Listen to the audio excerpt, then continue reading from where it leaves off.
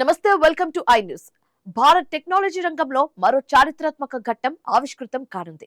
ప్రపంచ దిగ్గజ టెక్ సంస్థ ఐబిఎం దేశంలోని తొలి 2 ఐబిఎం క్వాంటం కంప్యూటర్లలో ఒకదాన్ని అమరావతిలో ఏర్పాటు చేయబోతున్నట్లుగా ప్రకటించింది.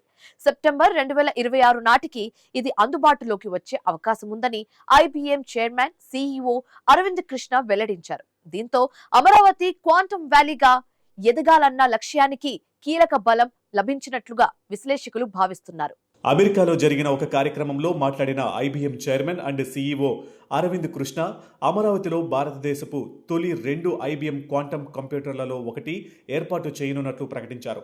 ఈ అత్యాధునిక వ్యవస్థను సెప్టెంబర్ 2026 నాటికి కమిషన్ చేయాలని లక్ష్యంగా పెట్టుకున్నట్లు తెలిపారు. ఈ ప్రాజెక్టు అమరావతిలో అభివృద్ధి చెందుతున్న క్వాంటం వ్యాలీ కార్యక్రమానికి ప్రధాన ఆధారంగా నిలవనుంది.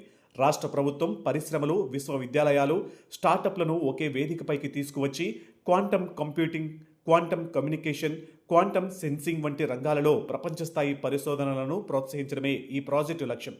క్వాంటం కంప్యూటర్లు సాధారణ కంప్యూటర్ల కంటే అత్యంత క్లిష్టమైన లెక్కలను చాలా వేగంగా చేయగలవు.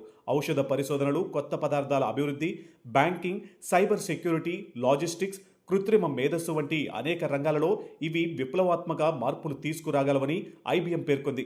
అరవింద్ కృష్ణ మాటల్లో రాబోయే 2 నుంచి 3 సంవత్సరాలలో క్వాంటం కంప్యూటింగ్ భారీ వాణిజ్య ప్రయోజనాలను అందించే దశకు చేరుకుంటుంది. అమరావతిలో ఈ వ్యవస్థ అందుబాటులోకి వచ్చిన తరువాత పరిశోధకులు, స్టార్టప్లు, విద్యా సంస్థలు, పరిశ్రమలకు ప్రపంచ స్థాయి క్వాంటం కంప్యూటింగ్ మౌలిక వసతులు స్థానికంగానే లభించనున్నాయి. దీంతో భారత యువతకు అత్యాధునిక సాంకేతిక రంగంలో కొత్త అవకాశాలు ఏర్పడే అవకాశం ఉంది.